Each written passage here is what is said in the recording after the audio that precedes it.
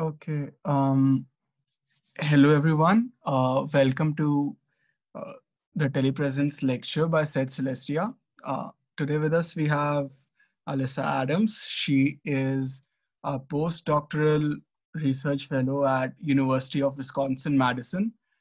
And today she'll be talking about League of Legends, the famous open-ended strategy generator. Hope you all enjoy the talk and are able to learn a lot from it. Mm, Yeah, let me lay out some basic ground rules first. I request all of you to keep your mic and camera off and turn your mic on only when asking questions so that you don't disturb her. And we'd prefer if you keep your questions to the end so that you don't disrupt the flow of the lecture. Thank you very much for coming. And over to you, Alyssa. Perfect. And I think you have to enable the screen sharing for me. Oh, yeah, sure. Wait. Hmm.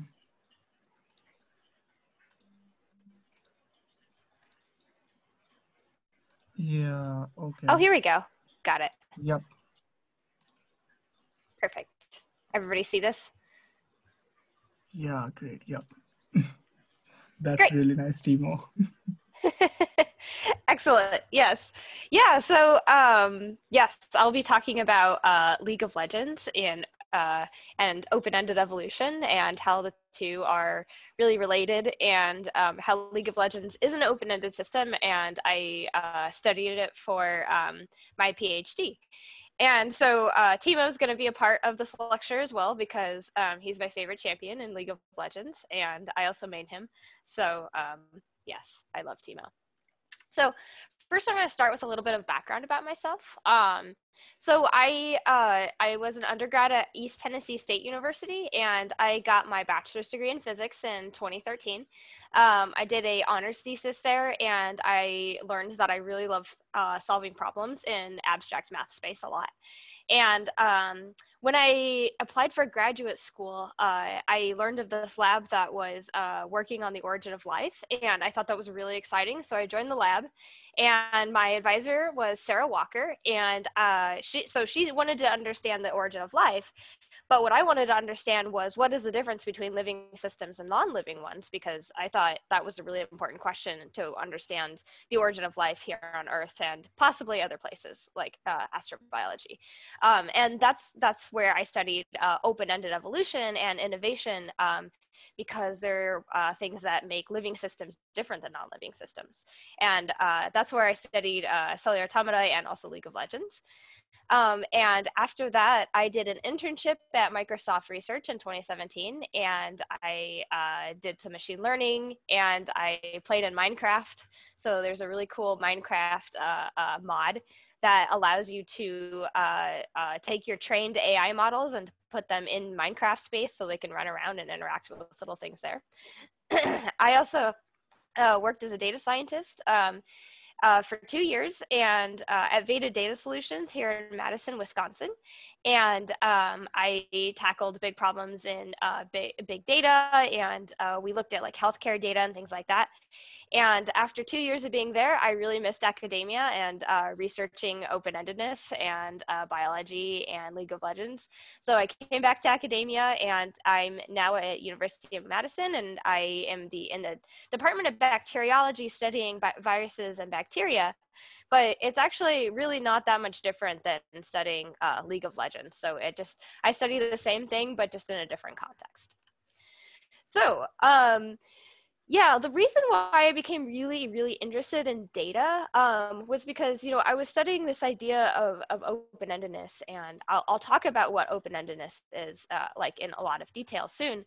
But I was really interested in the fact that we are, like as humans, we have a lot of open-ended systems, and we're biological systems, and the things that we do are really reflective of like a lot of things in biology, from the very small levels to the really high high levels. And on the really high levels, we have a lot of data to reflect that now, which I think is a really unique thing. It puts us in a really unique position in context of history and science. So according to IBM a few years ago, we create 2.5 quintillion bytes of data, and every day. That's a lot of data, and that's a while ago. So like you can imagine it's even more now, which is just absolutely incredible. And what I really want to do is I want to take advantage of all this data that we have to understand how living systems work. So, but you know, a lot of the problems with having a lot of data is that it can also be misused. So, you know, this is a quote from Motherboard on Cambridge Analytica, where you know, there's the infamous 2016 interference in the US elections. Many voices have claimed that the statisticians have lost the election because their predictions were off the mark. But what if the statisticians in fact help win the election, but only those who are using the new method, using new way to look at data. So even if it's an infamous, I guess, example, we know that using data with new methods can be extremely powerful. But I want to use it to understand biology. So League of Legends is one of the really cool systems that I got involved in because it was really popular. This is a picture taken from the Lakers Stadium. I think the Lakers Stadium in 2015. And like it's an immensely popular game, and it has like, I think, millions and millions of users on it that play every single day. And the reason why I was really interested in studying League of Legends was because, you know, I was studying open-endedness in cellular automata systems, and I was playing League of Legends one day, and it like hit me, and I was like, oh my gosh, League of Legends and it is open-ended, just like the mathematical systems that I was studying. And so I told my advisor the next day, and she was just like, okay, you can study League of Legends. So then it became a part of my dissertation, which I was really excited about. I'll explain more about League of Legends a little bit later as well. So yeah, if you're not familiar with the game, don't worry about it. I will explain all the important things about it later. But what you can see is like there's this really nice animation that the New York Times did in a few years ago to show some of the really cool emergent behavior that comes out of this game. So here's a couple of the characters that are on a map. And you can see that the map is this large, and you know, the characters move around, and you can see like the blue square, the blue circles and the purple circles. And at first it's like for one game, but then if you aggregate it over 10,000 games, you get this really cool emergent behavior.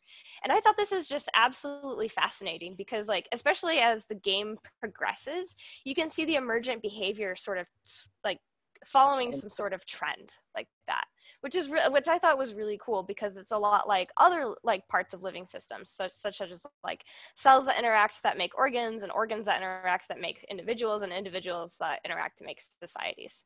So I thought that was it. So that's why I thought League of Legends is the perfect system to study. But first, in order to explain why League of Legends is so important for understanding open-ended evolution, first I have to explain what open-ended evolution is and why that's so important. So first, I want you all to pretend that you are astronauts, and not just any astronauts, but you are astronauts that are on a quest to visit the first planet outside of our solar system.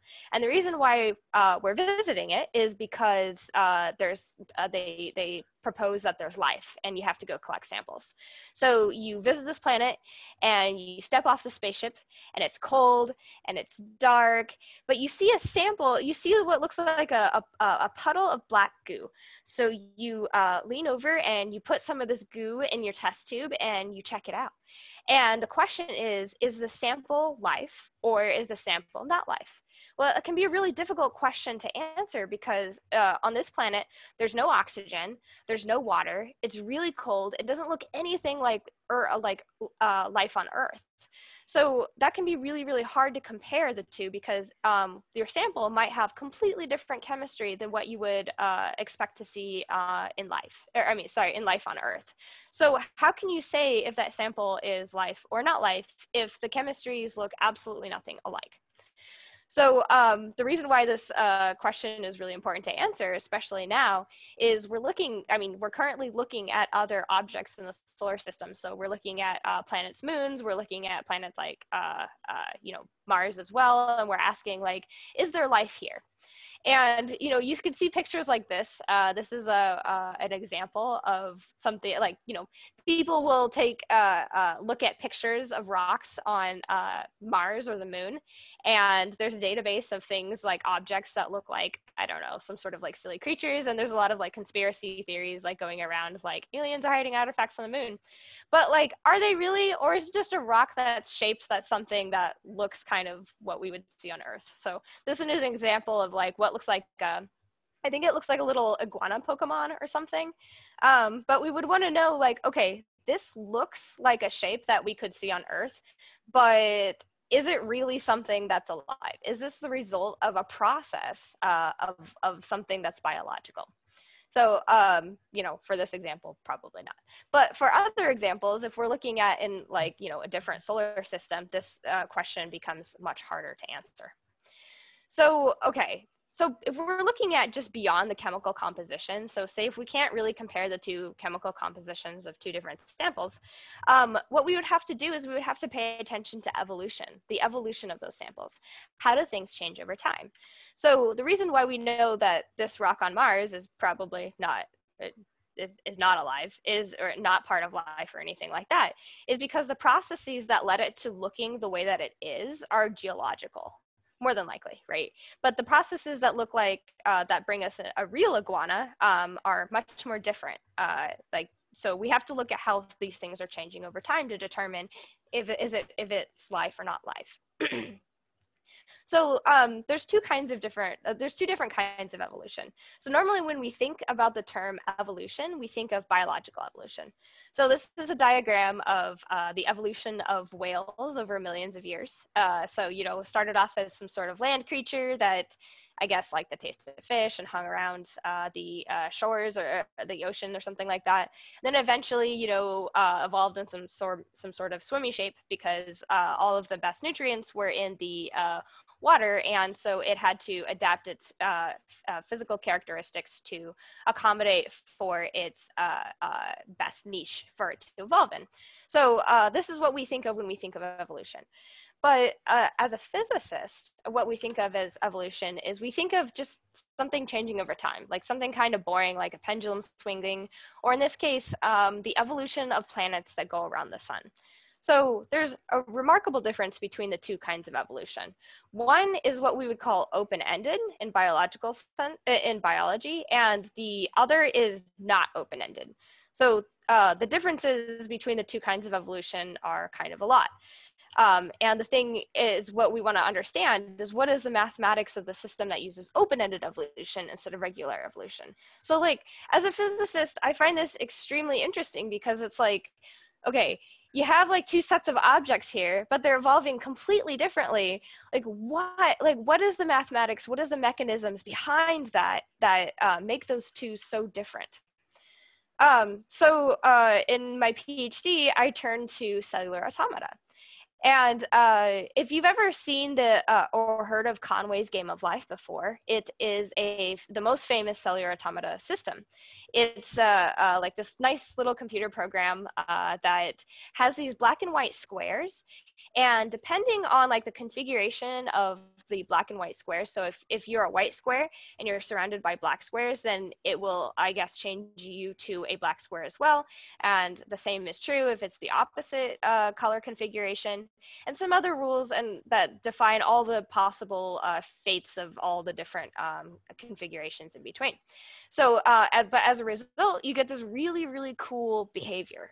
You get these amazing, remarkable patterns that look like, like little creatures moving around. And you can make these machines that spit out these really cool structures and things that persist over time. But the problem is, even though that this cellular automata system is called the game of life, it's not open-ended. This does not evolve open-endedly. And the reason for that is because even if you had an infinite plane, you don't get things like innovation. You don't get things like that look like biological evolution. You have these persistent structures, but these structures aren't like, they're not reproducing. They're not, that's pretty cool.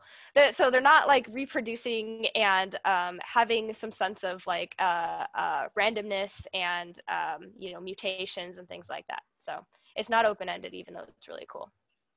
So the differences between these two kinds of evolution is open-ended evolution doesn't repeat itself exactly over time.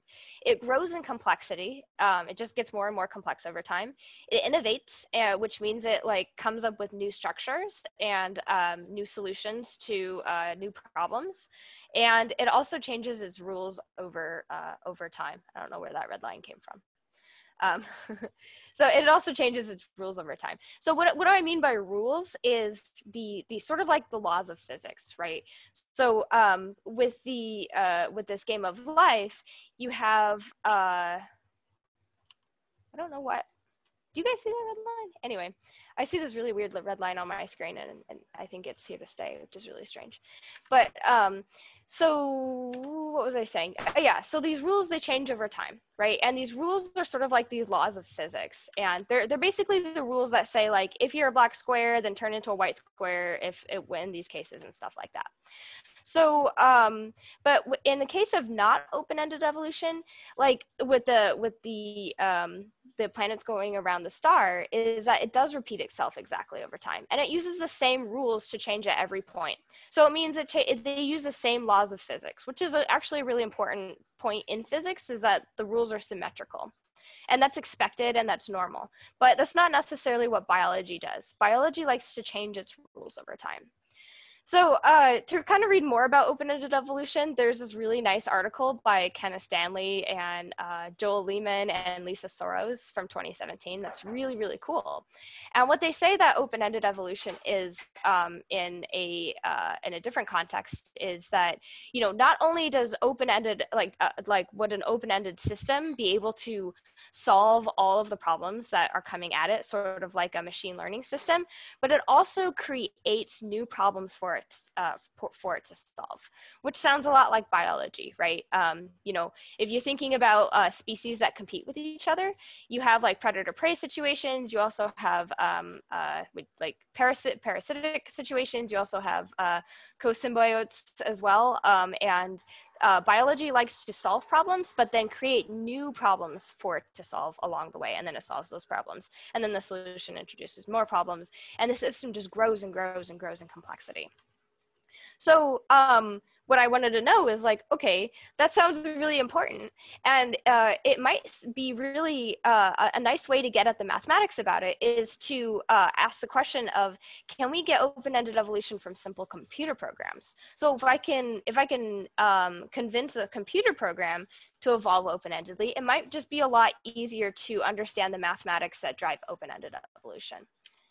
So I turned back to cellular automata because it's like a famous place where evolution is studied. But rather than looking at the 2D version, like Conway's Game of Life, I took the more simpler approach and I looked at one-dimensional cellular automata. So this is how they work. So you have like an initial state here, which is like an initial configuration of white and black squares. And what I'm going to do is I'm going to say for the next time step, which is going to be the row underneath of it, what is it going to look like?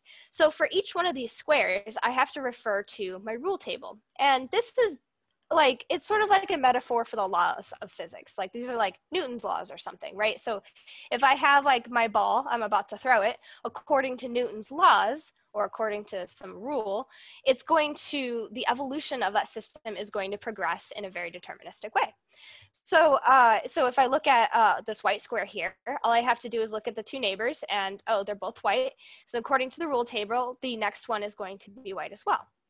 So, and also in this example, if I have a black square, it's got two neighbors around it. And so I look at the rule table and I say, okay, the next square is also going to be black.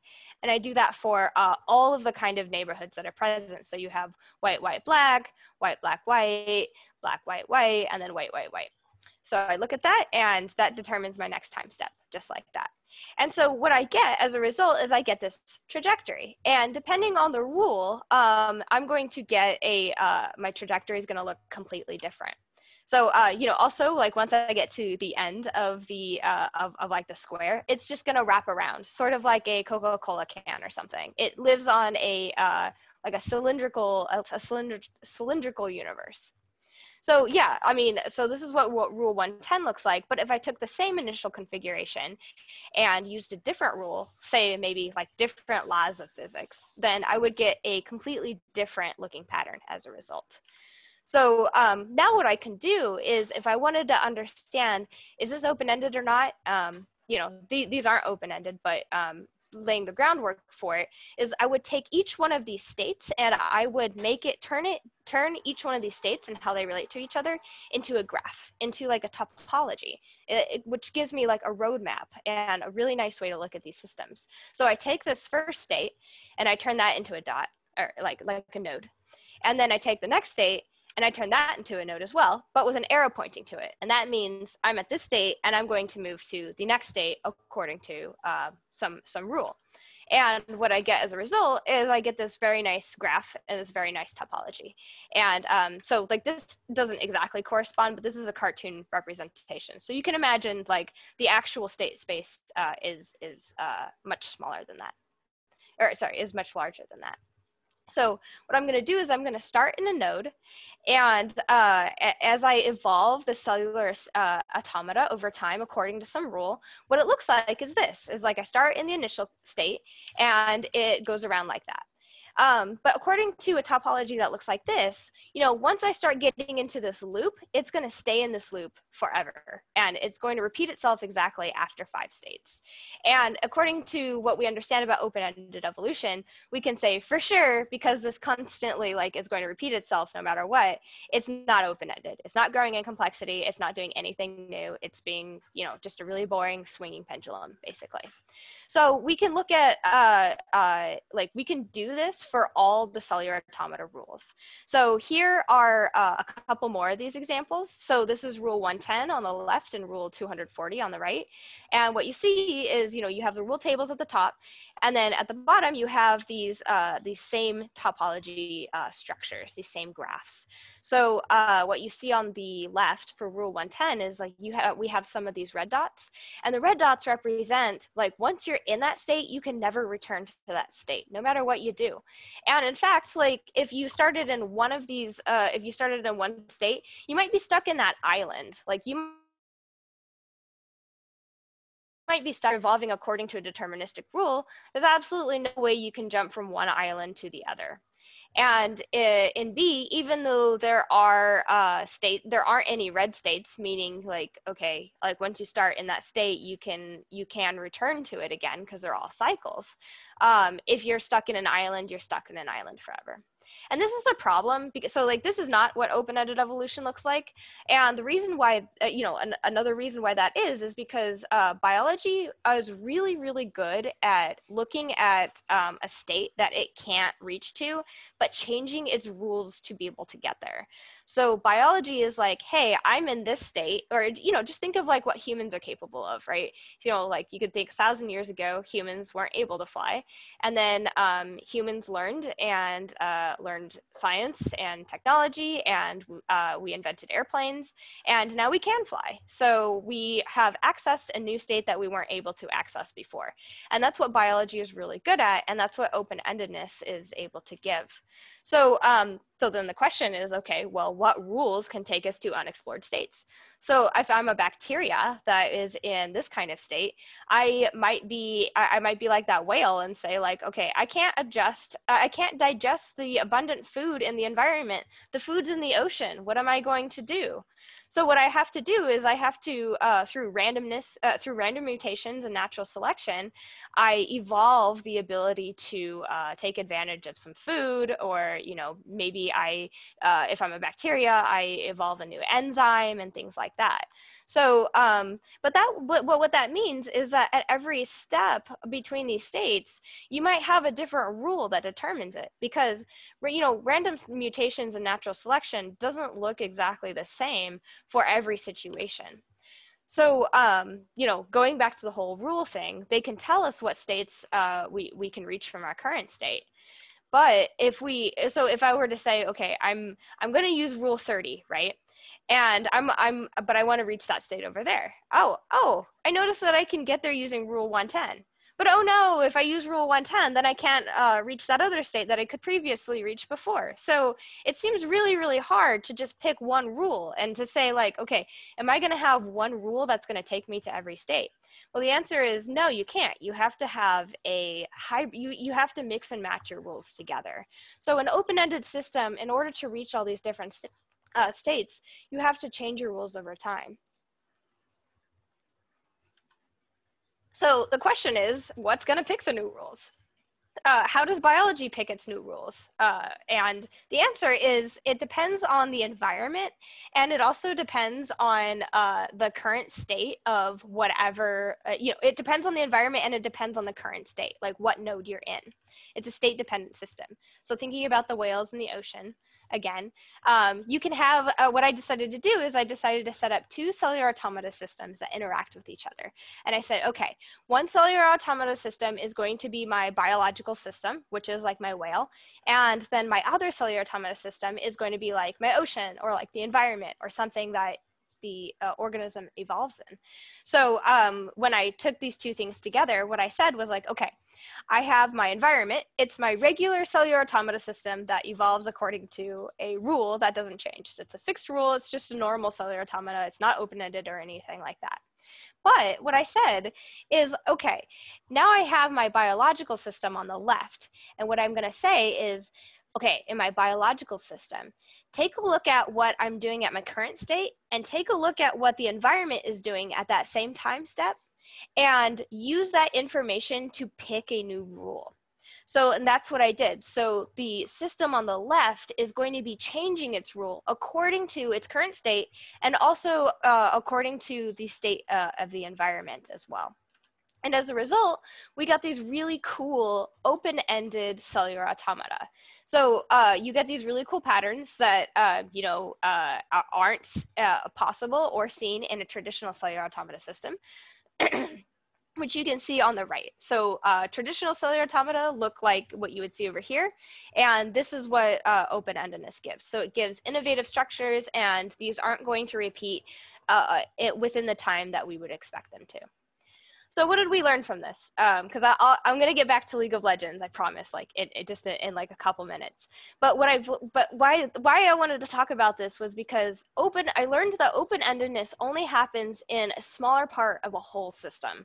So, which makes a lot of sense, because, you know, when we're thinking about open-endedness here on Earth, we're not necessarily concerned with the open-endedness of the solar system or even the universe, right?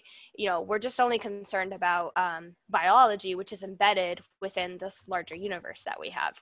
So that all makes intuitive sense.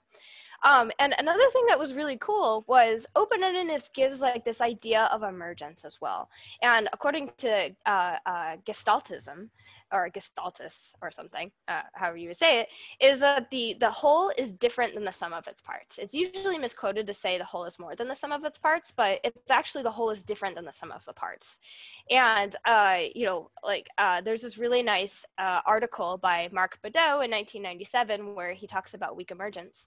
And the idea of emergence is like, okay, it's used in the terms of like, you know, the cat emerged from under the bed, or Ebola emerged once again, or something. You know, it's the appearance of something new from a known possibility space. So if you have like a word state space, you know, it's like inventing a new word. You're not inventing like words from scratch. You're just inventing a new word from known letters and known sounds, and you just put them together and you get something that's That's sure it's new, but it's in an expected state space. But the idea of strong emergence is when you get something like the emergence of something completely new, where you have the emergence of multicellularity or the emergence of language, the appearance of something entirely new from in a new possibility space. So like if you have your word state space, so maybe you are like the world's first human to create stories from words, and what you would do is you would combine the words to create to create stories. So this idea of emergence is extremely interesting because this is what we see in biological systems, and that's what is so clear in League of Legends, and that's why I wanted to study it. So, you know, going back to this video again, where we have this, like this is an emergent property of having multiple games. Like this behavior is an emergent, it's like emergent strategies that come up. And I'm really interested of like, why do these emergent strategies look the way that they do? And how come they don't look different? So I'll now give a bit of an overview as to what League of Legends, like, you know, how it plays. So what you have, it's a little bit like basketball, actually. So there's a team of 5 versus a team of 5, and there's a red base and a blue base, and each team has to defend their base. And, you know, there's all these like towers and stuff that you can destroy, and you can get points, and you level up your character, and you get really strong to either kill parts of their base or kill other players on their team. But regardless of how that's accomplished, the first team that destroys the other other team's base wins. So you would have to pick a lot of like. One of the cool things about this game is that you have to pick a strategy, and like the notion of strategy is really, really variant because there's so many different ways to play this game. There's over 140 characters to choose from, or I think it's more than that. It's like way more than that now, but there's a whole bunch of characters to choose from. Hold on one second. And not only that, but after you pick your characters, you get to choose, are you going to play in the top lane on the side of the map? Are you going to play in the middle side of the map? Are you going to play on the bottom side of the map? Or are you going to run around in the middle of the map? So that's also another thing that you have to take into account. But then, you know, in the game itself, you can choose items to equip on your character to sort of like customize them. And then there's also other ways to customize your characters as well. So, you know, all of that there's a lot of different strategies to pick from. But what I wanted to focus on is I just wanted to focus on what champion people play just as a strategy. Because sure, there's a million ways to play like each champion, but I just wanted to focus on the champions themselves. So I'm gonna play this video. I don't know if you'll be able to have the sound, but I like this video because it shows how like depending on what character you pick, it will determine how well you do. So maybe you pick a really good champion or character, and maybe that character is just really good overall, but the problem is you run into another character that directly counters it. So there's a lot of like counter strategy in this game, and this video shows what that looks like.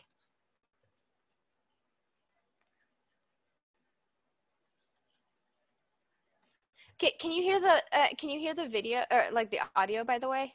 I just want to know, because otherwise I'll just narrate it. No, I don't think we can. Oh, okay. Yeah, no, we can't. We can't. Okay, so basically he's saying like, you know, I'm gonna play the best character. Here's my best character. Oh wow, I'm like beating all these people. You know, he makes some funny jokes and stuff. This is also a really old version of the game, so the graphics are really bad. They've updated it since then. But you could see like he's taking this one character, he's taking the strategy, and he's beating everybody up with it. Like he's like, yep, I'm killing everybody. This is such a great strategy. I'm gonna win. Like, look at this. Nobody can beat me. I'm so great. And he continues to do really good. But when he plays, you'll see in a second that another character beats him, and then he goes, oh wait, they beat my best strategy, therefore they must be the best strategy, because the best strategy that beats my favorite strategy, it must just be like the best. So this is where it happens. And he goes, oh no, that character beat my character, therefore that's the best character to play right now. So now he's playing that character, and he's destroying Teemo, which is really sad. You should never do. So now he's playing this new character. He's having a ball with it. He's like, yep, this is a really great strategy. Uh-oh. And then the Teemo beats him. And then he says, oh no, well, Teemo's the best character. So now he's playing Teemo. Well, you get the idea. So, you know, characters beat other characters, and everybody just wants to play the best character because you just want to win, right? But there's really no, like, best strategy to pick no matter what. It's very context dependent. And so what I'm curious about is like, okay, how do players pick strategies, and how do players determine what strategies are really good? Because all of this is dependent on what players are doing. So the way that this is happening mechanistically is it's just like the cellular automata that I was talking about before. But rather than having a organism cellular automata and a environment cellular automata, what you have instead is you have the players, and you also have the game developers. So the game developers are called Riot Games. That's their name. So when you see Riot Games up here, that's what I mean. So you have so imagine you have like this possible game state space, right? So if I were to say like, oh, okay, here's all of the the states of the game that they could possibly be in, right? But that's constrained by the game code, right? So you can't, like, there's just certain things that players can and can't do according to what's coded in the game. So that's what's in this box right here. But within that, within the code, there's a lot of different things that players can choose from. So I have, like, I don't know, millions of possible strategies that I can play from, but players tend to aggregate those strategies in some sort of like cloud. So not everybody is going to try everything all of the time. People are just going to stick with what's good. So they sort of like condense in some sort of like little cloud, right? So, okay, of all the possible strategies that players can pick from, players are only using these ones because they're really good right now. But what that does is, like, as the players are playing the game, they sort of evolve, and there's like this state trajectory over time, because people are like, oh yeah, oh, these characters are really, really good, but as they play, they're like, oh no, these characters are better, and oh no, these characters are better. And players are going to discover new strategies and new things to do over time. So so that's what they're doing, is like, that's what I'm trying to represent, is like you have this player state, it's like a cloud in this game state space, and it's evolving according to some sort of trajectory over time. And at some point, Riot Games is going to look at what players are doing, and they're going to make a decision. They're going to say, oh yeah, you know, things are going really, really well, but we're going to change the game in following ways. And they always do this. They always come up with a update, like a patch every 2 weeks. And they, like, whatever happens in that patch is determined by what the players are doing. So what that looks like is they're going to, Riot Games is going to change the game code itself according to what they see, like the players are doing. So maybe they see that a particular champion is too strong. They're going to make that champion weaker. They change the code, and they're like, oh, okay, well, we're also going to change these other aspects of the game because we want to, you know, make sure that players are having as much fun as possible. And they're going to just keep changing the game code itself. So even if there's like absolutely nothing wrong, which usually there is because it's not a perfect game, they're going to always change something about the game every 2 weeks, no matter what, even if it's just to introduce a new champion. So that makes it super interesting, because I want to know, like, all right, so how is this just like cellular automata, right? So what I wanted to do is, like, you remember where I had those network diagrams before? So I didn't do exactly the same thing. What I wanted to do is I wanted to do a strategy network, right?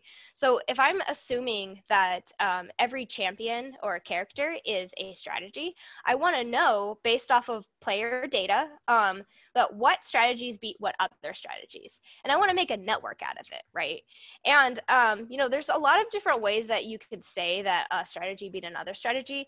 But just for like the studies that I did and for my data processing, I just looked at like, okay, if you have team 1 that has champions A, B, C, D, and E, and team 2 with all these other champions, if team 1 wins, then I'm just going to assume that all those characters beat all the other characters, which, you know, if you play League of Legends, know that that isn't necessarily true, because you can do really well and you can win against your particular lane opponent. So like you could be in a game and you could beat up on some other guy, but still lose the game. So I know it's a really like big oversimplification, but that's just sort of what I wanted to go with, because I thought that's what players care the most about, is they care the most about winning. So that's why I went with that. So what I did was I went to Riot Games. They have an API, and you can download tons and tons and tons of data about matches, and you can do as much as you want. And it was really exciting for me. So all this data is actually really old. It's from season 7, which is like, I don't know, 5 years ago or something like that. But this network here is actually, these are from my games over 2 weeks that I played. So the red node, I colored the nodes by the number of degrees, so the number of arrows that they have going in or out of them. And the reason why this one is red is because it's Teemo, and the reason why it's has so many edges is just because I play Teemo in like every game. So nothing special about it. But this is the idea, right? So I wanted to get a sense of how this landscape changes overall, not just for myself, but overall for all these players. So what I did was I took this a network, like not this one, because it looks like a hairball and is not nice to look at, but I took I made this network for all players in North America of Challenger and above, so like just the best players. And I wanted to see what this network looked like and how did it change over time. And I wanted to ask myself, okay, if I had this network for all these players and for all their strategies, what strategy is the best? And how can I look at this and say what strategy is the best? So the measure that I used was PageRank algorithm, which is called technically EVC, which is the eigenvector centrality, but it's basically like this PageRank idea. So the idea is like, okay, if I'm this node here and I have a lot of edges, like a lot of arrows, that means I'm really popular. But according to EVC, which is the eigenvector centrality, or this PageRank algorithm, it's like I have to make sure that if I'm a powerful character, that I'm beating other powerful characters. So the idea is sort of like you could think of it with in terms of like your friends, right? So if you're friends with like 5 people, that's pretty good. But if those 5 people are like really famous people, like celebrities or just famous politicians or famous scientists, then you could say that you're a more popular person than somebody who has 5 friends that nobody has ever heard of before. So that's sort of like the idea around it. So if I'm a champion or a character and I'm playing this strategy that is has a really high page rank, then that means that I'm also beating other characters that are really, really popular and also do really, really well. So it's sort of like that idea wrapped up into one measure, which is why I really like it. So what I did was I said, okay, for patch 7.2, for all of the challenger players, tell me what the distribution of these nodes look like for their page rank. So like the power of these champions, right? So for the blue line, what it represents is that this is the whole patch, and like the x-axis is just like the rank. So it doesn't have any meaning. I just put all the small values over here, and I just put all the large values over there. And the y-axis is the champion's power, right? So that's that page rank idea. So what I did was the blue line represents the entire patch. So I looked at all of the data for the 2 weeks, but I also wanted to look at like just the last half of the patch, like because I wanted to see like after players had settled down for a little bit and have sort of like found new strategies, does it look super different than like the patch overall? So you do see a little bit of the difference, which I thought was interesting. But then what I decided to do was I decided, well, I want to see what this looks like, for each day. So if I were to just, rather than looking at the entire 2 weeks for a patch and looking at that distribution, I wanted to say, what does the distribution look like on a day-to-day basis? And actually what it does is it looks like this, which is extremely interesting because it tells me that something is being preserved. Like, this is the idea of emergence that I really, really like. And so this tells me that this is actually a fairly healthy game in terms of balance. So what that means is the distribution of champions that has power, just, it looks the same. It means that, like, there's the same power hierarchy. And even though, like, the individual characters, like who are on top and who are on the bottom might look different, that same hierarchy is being preserved, which I thought was really cool. So it tells me that, even though that there might be a character that's really, really good one week and then is just really, really bad the next week, that hierarchy of, like, how characters are put in the top and the bottom is preserved. It's essentially the same no matter what day you look at it. So then I also wanted to track, okay, how are these characters getting moved around, right? So I just took one of these days, and I made each one of the champions a dot. And I said, like, okay, so the lower half I'm going to color red, and the more powerful half I'm going to color blue. And then I'm going to keep those colors, and then I'm going to see what it looks like on the last day of the patch. So I get to see how, like, these characters move up and down these power rankings. So you can see that it's interesting because, like, most of the red dots stay red and most of the blue dots stay blue. But as you can see, there's, like, this blue dot down here and these red dots up here.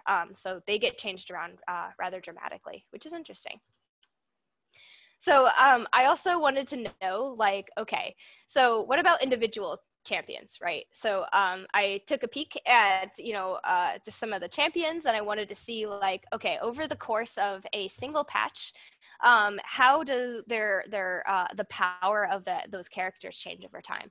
So the solid lines represent characters that were buffed, and the dotted lines represent characters that were nerfed. And as you can see, Riot Games didn't necessarily, like, even though they intended to buff certain champions and they intended to nerf certain champions, it didn't necessarily work out that way. So you could see, like, this champion, what is it, like Graves or something? Even though he was nerfed, his power ended up increasing instead. And then I also did the same thing for the next patch as well.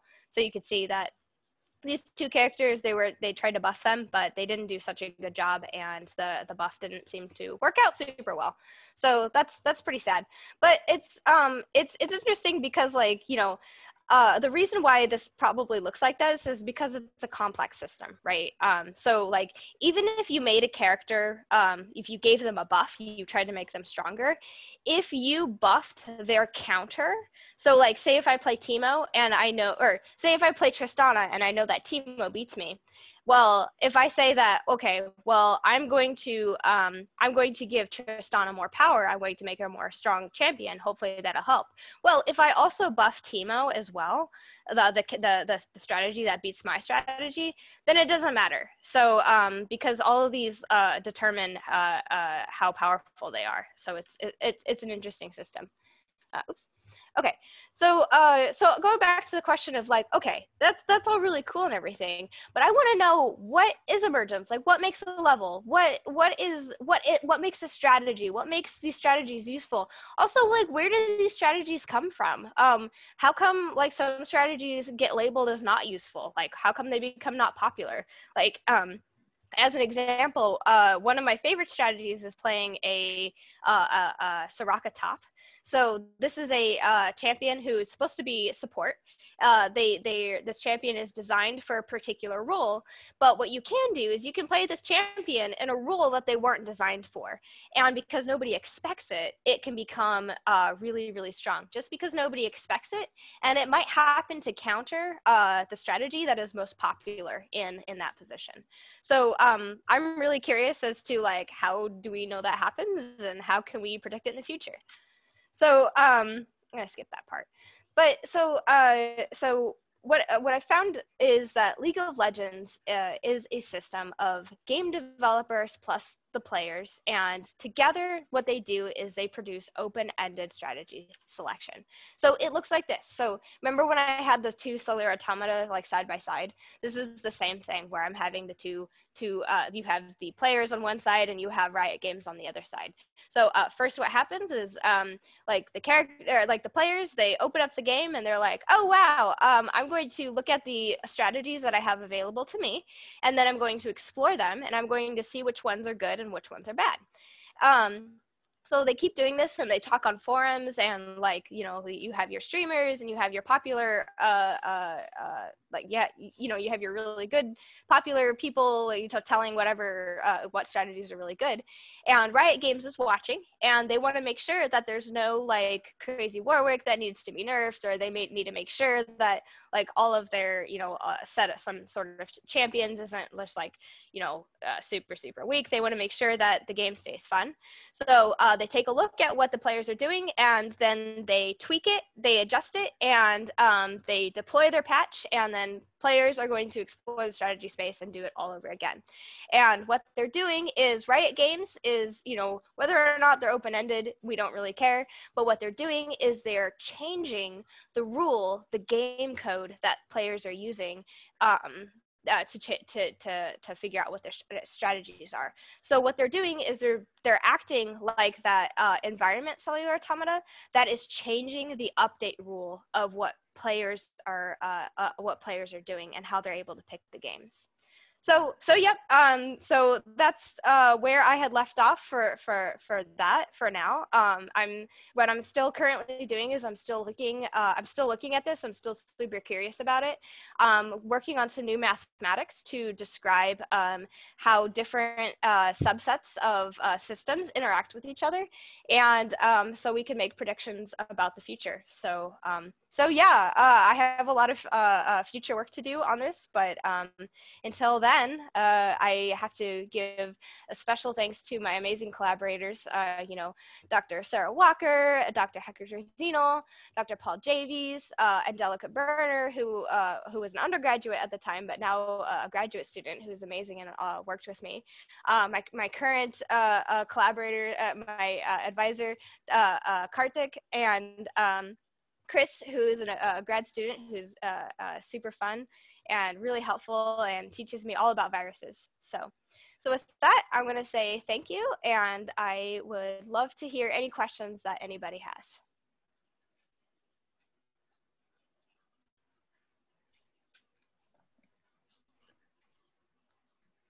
Hello, guys. Feel free to ask any questions that you might have.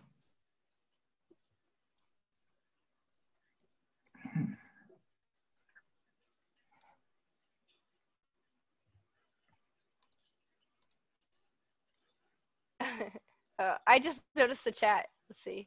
Class row. Can't beat a Fed team mode. It is true. Oh no. Soraka Top broken. Yeah, I love playing Soraka Top. I actually like, even though they nerfed it again, I still play it because I think it's really funny. And I also get a lot of rage, but you know, it's fine. Haters gonna hate.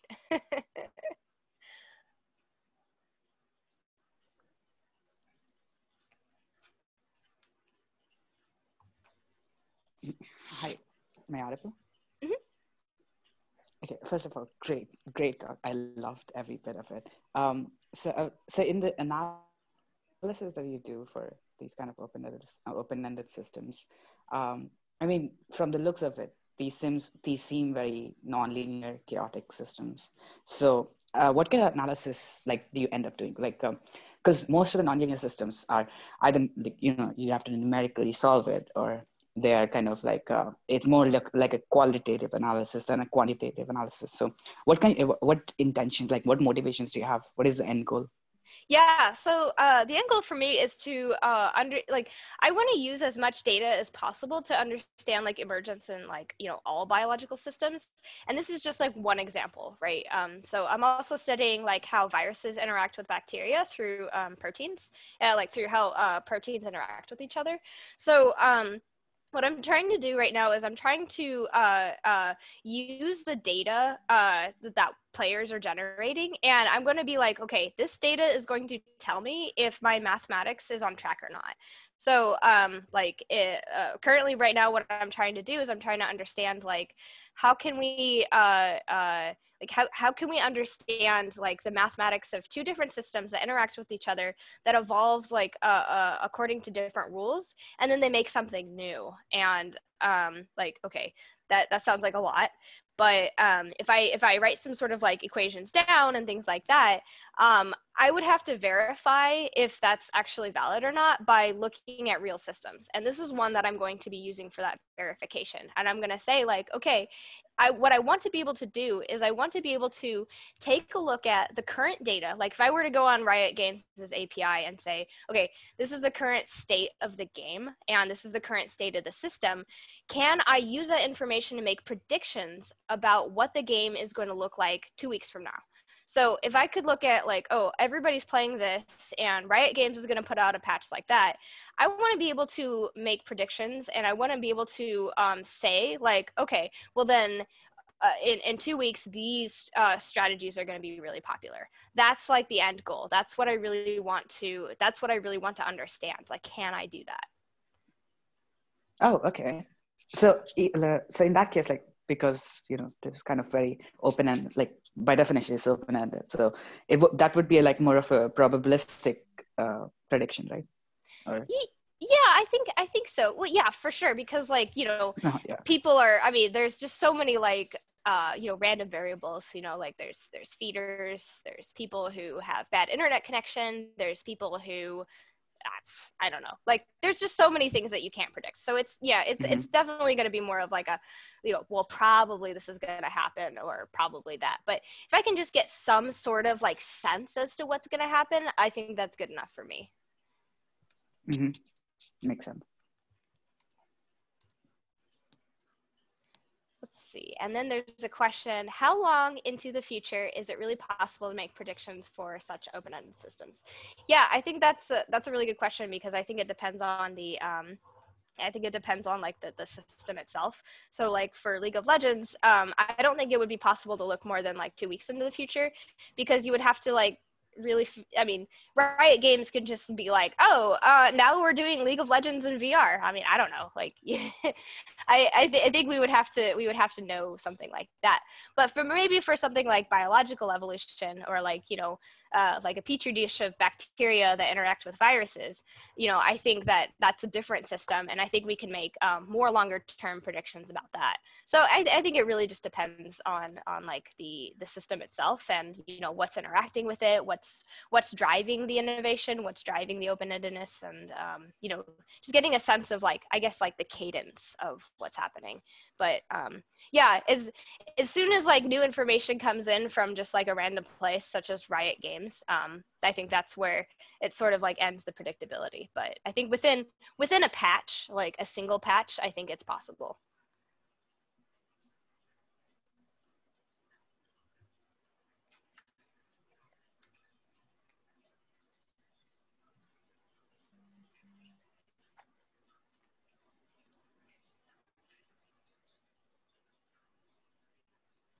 It was so fun to talk about League of Legends with everybody. I could literally talk about this for like hours. I can understand. It's a really fun game. I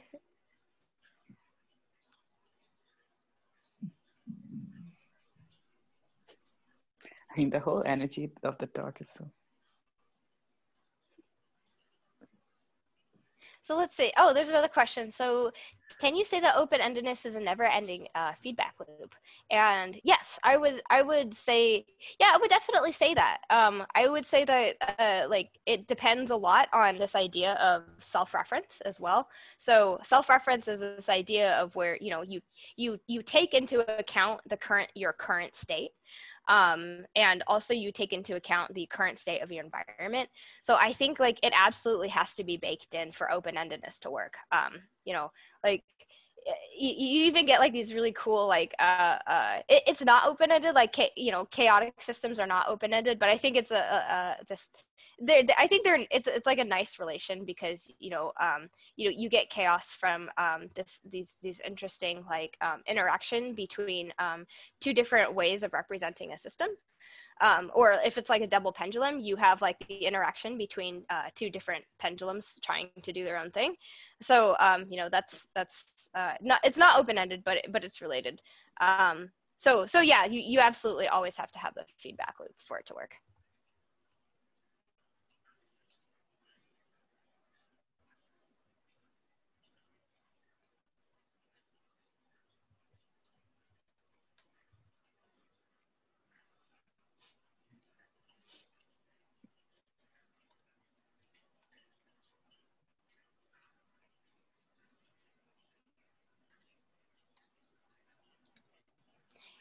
And if you ever have any questions, please feel free to email me or, you know, reach out on Twitter or contact me. Just, yeah, I mean, like you could always ask me questions and contact me and email me. I'm always happy to respond.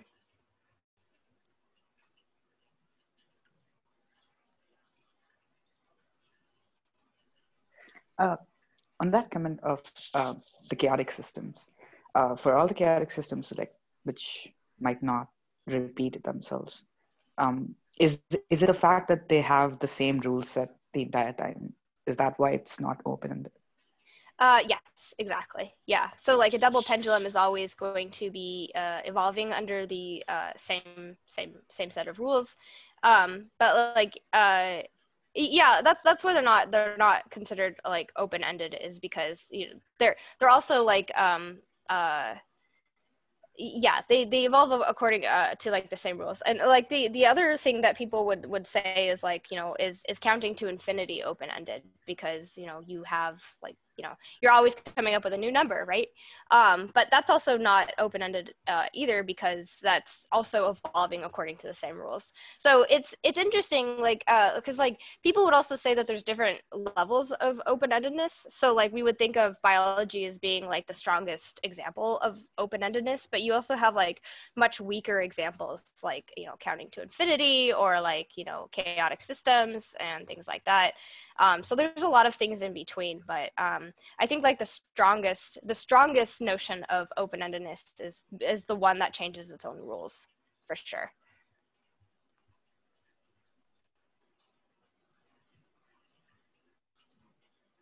Oh, let's see. So there's a cool question. Could we determine whether the universe is deterministic or not with data on open-endedness? Yeah, that's a really good question, because I think like I'm not sure if cosmologists are. So I asked my Paul Davies this, because you know, he was one of my advisors and he's a cosmologist, and I asked him, you know, is the universe deterministic or is it random, and also is it continuous? And he said that quantum mechanics is deterministically indeterministic. So even though that, like, you know, I guess it, you know, in a fundamental sense, the universe is like yeah, it's made of like, you know, it operates on quantum mechanics, but we can like make deterministic predictions about how it's random. So you know, it exists in like some weird space in between. It's super strange. So I'm not really sure. I'm not really sure if like I wouldn't, I also wouldn't want to misrepresent cosmology. I don't know too much about it either. And and also related is, does the universe have any boundary? I honestly have no idea either. I think there's like a lot of there's a lot of like really interesting theories about that. which I think are fascinating, but I honestly just don't even have like any way to say like which one is a better theory than the other one. So I don't know. But I think they're still figuring that one out. I'll leave it to them.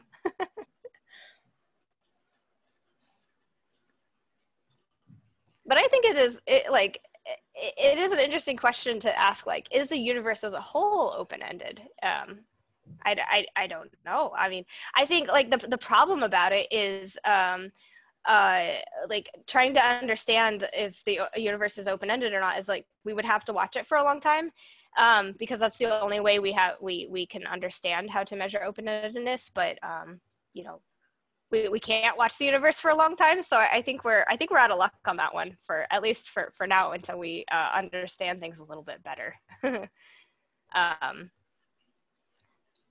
Oh, so there's a question of, could you talk about the mathematical models that exist in the field right now? Is that the mathematical models for open-endedness, or is it for like the cosmological fate of the universe?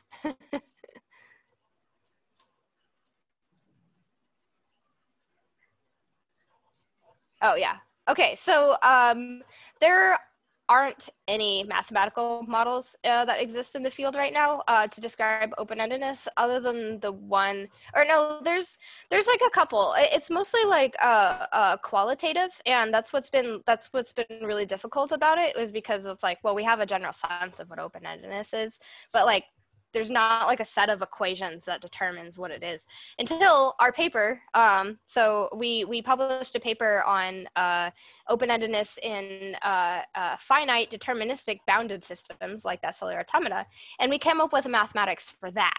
But that's just for cellular automata. Like it's you know, they're discrete.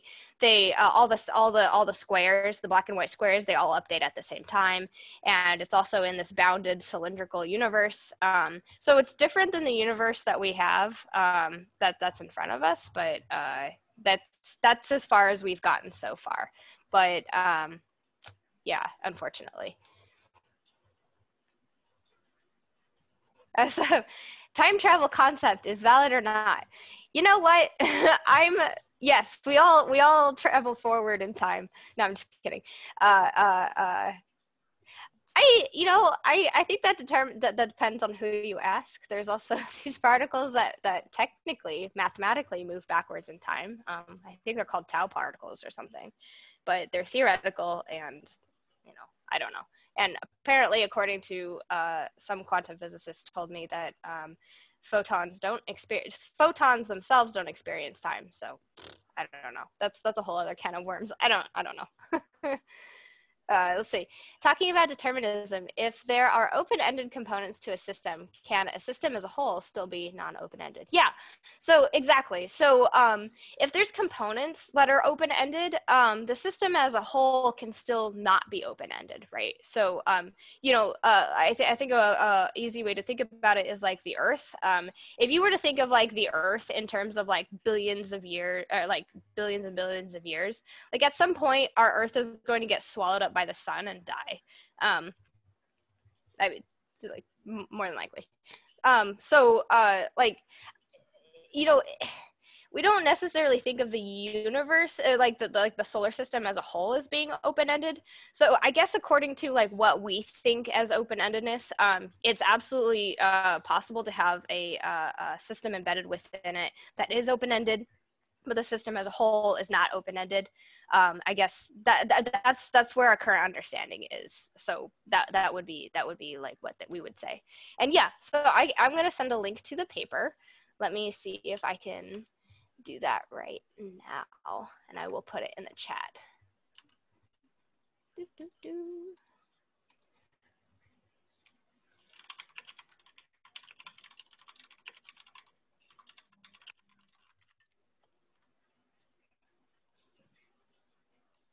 All right.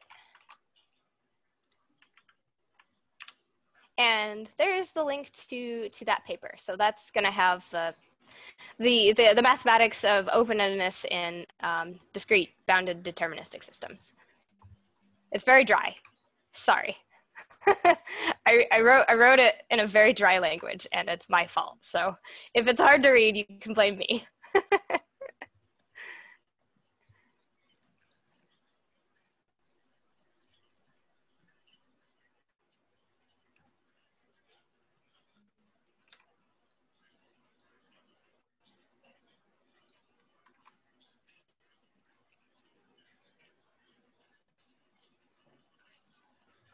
Oh, right. And let me provide my email address as well, if you have any further questions.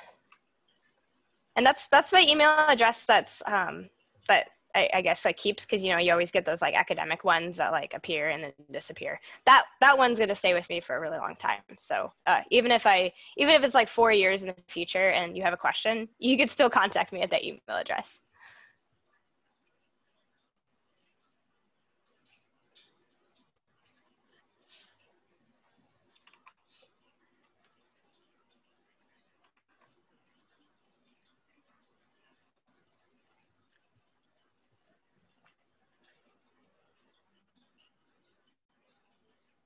Cool. Well, thank you so much, everybody. Yeah, thank you so much for coming. It was a really, really interesting and amazing lecture, and I'm pretty sure everyone loved it a lot. Great. Well, thank you guys so much. I really had a lot of fun, and thank you so much for inviting me. I really appreciate it. I thought I got the email. I was like, oh, yay, I'm so excited. Thank you so much, everyone. Even I was really excited. After seeing your paper, I was like, oh my God, somebody is actually writing papers using League of Legends. And I was like, yay. Yeah.